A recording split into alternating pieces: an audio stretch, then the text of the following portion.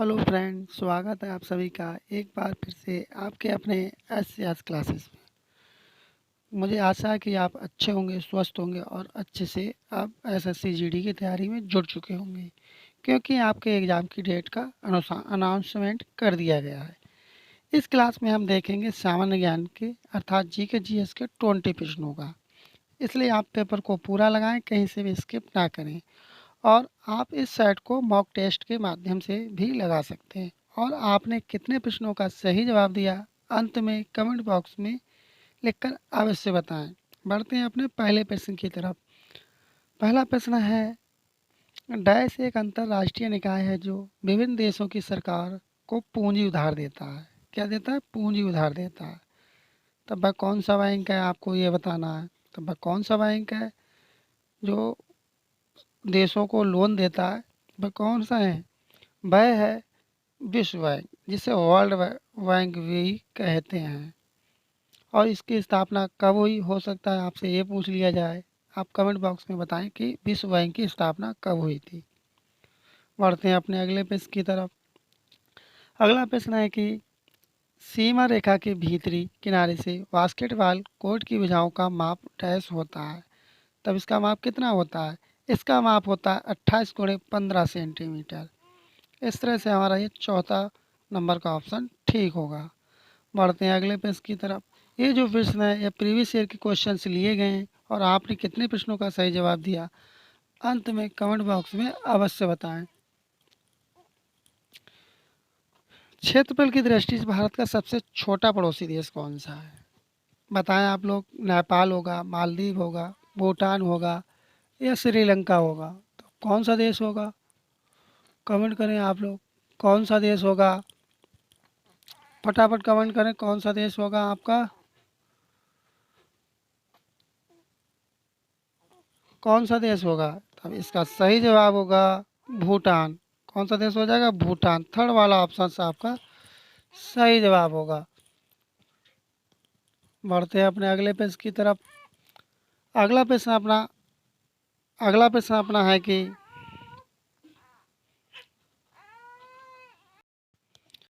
अगला प्रश्न अपना है कि Charu Sija Mathur is a name that is synonyms with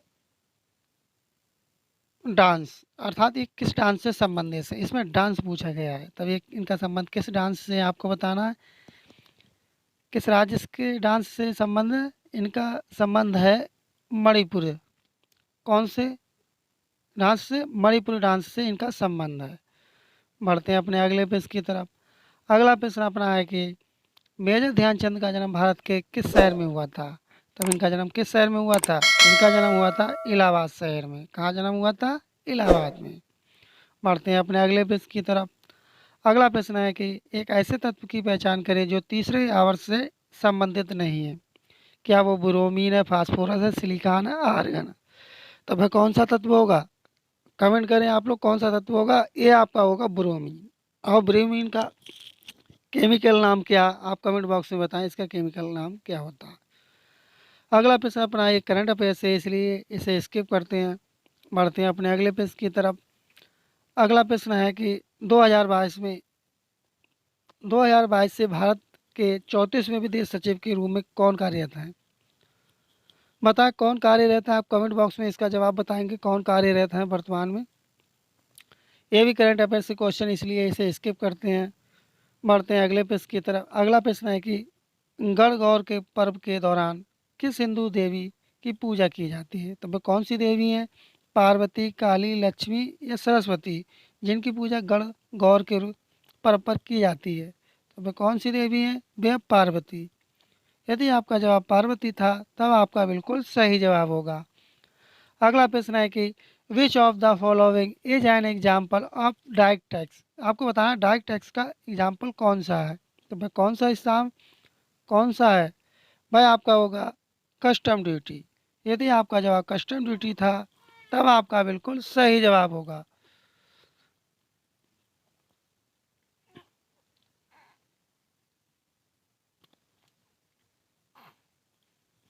बढ़ते हैं अपने अगले प्रश्न की तरफ। अगला प्रश्न अपना है कि अगला प्रश्न अपना है कि भारतीय संविधान का कौन सा अनुच्छेद भारतीय नागरिकों के लिए अगला प्रश्न है कि भारतीय संविधान का कौन सा अनुच्छेद भारतीय नागरिकों के लिए विभिन्न मूल कर्तव्यों को निर्धारित करता है। तब वह कौन सा अनुच्छेद होगा अर्थात कौन सा आर्टिकल होगा आपका? यह आर्टिकल होगा आर्टिकल 51 है। ये प्रश्न एसएससी जीडी के पेपर में कई बार पूछा जा चुका है। आपको क्लास कैसी लग रही कमेंट बॉक्स में अवश्य बताएं। यदि क्लास अच्छी लगती हो और अभी तक चैनल पर नए हो, चैनल सब्सक्राइब नहीं किया तो आप चैनल को सब्सक्राइब कर लें और नोटिफिकेशन बेल आइकन आप लोग दबाना ना भूलें। और हो सके तो सेशन को अपने साथियों में शेयर करें जिससे वो भी ये टेस्ट लगा सकें, उन्हें पता चल सके कि किस तरह के प्रश्न एसएससी जीडी में प्रीवियस ईयर में पूछे गए थे। अगला प्रश्न है कि विश्व में हरित क्रांति के जनक नॉर्मन बोरलॉग को डैश से सम्मानित किया गया था। तब इन्हें किस पुरस्कार से सम्मानित किया गया था? इन्हें सम्मानित किया गया था नोबेल शांति पुरस्कार से। नोबेल शांति पुरस्कार से सम्मानित किया गया था। यदि आपका जवाब पहला वाला ऑप्शन था तब आपका बिल्कुल सही जवाब होगा। अगला प्रश्न है कि कौन सा अंतर्जनित बलों का एक उदाहरण है? तो वह कौन सा उदाहरण होगा? ये आपका होगा पर्वतों का निर्माण, जो कि अंतर्जनित बलों का उदाहरण है। बढ़ते हैं अगले प्रश्न की तरफ। अगला प्रश्न है कि भारतीय संविधान का कौन सा अनुच्छेद 76 डैश से संबंधित है? आपको बताना कि जो आर्टिकल 76 है उसका रिलेशन किससे है। तब इसका रिलेशन किससे है? इसका रिलेशन आपको बताना, कमेंट करें। इसका रिलेशन है भारत के लिए महान्यायवादी। क्या चीज़? भारत के लिए महान्यायवादी। थर्ड वाला यदि आपका जवाब था तब आपका बिल्कुल सही जवाब होगा। अगला प्रश्न है कि 1885 में आयोजित कांग्रेस के पहले अधिवेशन के अध्यक्ष कौन थे? जो कांग्रेस का 1885 में पहला अधिवेशन हुआ था तो उसके अध्यक्ष के बारे में पूछा गया कि पहली बार अध्यक्ष कौन बने थे। ये अध्यक्ष बने थे बिमोश चंद्र बनर्जी। पहला ही वाला ऑप्शन, फोर्थ वाला ऑप्शन आपका सही जवाब होगा। अगला प्रश्न है कि r dash r now as the power house of the cell. आपसे पूछा गया पावर हाउस किसे कहा जाता है? सेल जो कोशिका होता है, कोशिका का पावर हाउस किसे कहा जाता है? अभी किसे कहा जाता है? कमेंट करें आप लोग, ये किसे कहा जाता है?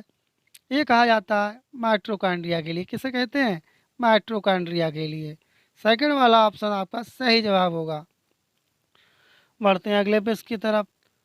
अगला प्रश्न है कि which of the following cities emerge as the second capital of the Kushans during their empire. तब इसकी कैपिटल पूछिए, तब इसकी कैपिटल क्या होगी? इसकी कुशीनगर की कैपिटल थी मथुरा। फर्स्ट वाला ऑप्शन आपका सही जवाब होगा। बढ़ते हैं अगले प्रश्न की तरफ। अगला प्रश्न है कि मिजोरम का एक लोक नृत्य कौन सा? आपको मिजोरम का लोक नृत्य बताना है, कौन सा लोक नृत्य है। तो मिजोरम का लोक नृत्य कौन सा है? ये आपका है चेराव नृत्य। फोर्थ वाला ऑप्शन आपका सही जवाब होगा। नृत्य और शास्त्रीय नृत्य की क्लास आपको लिए सेपरेट क्लास अलग से लेकर के आएंगे, जो कि इसी क्लास से आपको सारे प्रश्न आपको देखने को मिलेंगे। इसलिए आप चैनल पर बने रहें और चैनल अभी तक सब्सक्राइब नहीं किया तो आप चैनल को सब्सक्राइब कर लें। बढ़ते हैं अपने अगले प्रश्न की तरफ। अगला प्रश्न अपना है कि अगला प्रश्न अपना है कि अगला प्रश्न अपना है कि in order to provide basic health care to all dash and dash need to integrated in our basic health infrastructure। तभी आपका इसका सही जवाब क्या होगा? इसका सही जवाब होगा एक्सेसिबिलिटी एंड अफोर्डेबिलिटी। यदि आपका जवाब सेकंड वाला ऑप्शन था तब आपका बिल्कुल सही जवाब होगा। क्या चीज़? सेकंड वाला। आपको क्लास कैसी लगी कमेंट बॉक्स में अवश्य बताएं। यदि आपको क्लास अच्छी लगी और अभी तक चैनल पर नए हो, चैनल को सब्सक्राइब नहीं किए हैं तो आप चैनल को सब्सक्राइब कर दें, सेशन को शेयर कर दें। मिलते हैं जल्दी नेक्स्ट क्लास में, तब तक के लिए धन्यवाद। जय हिंद, जय भारत।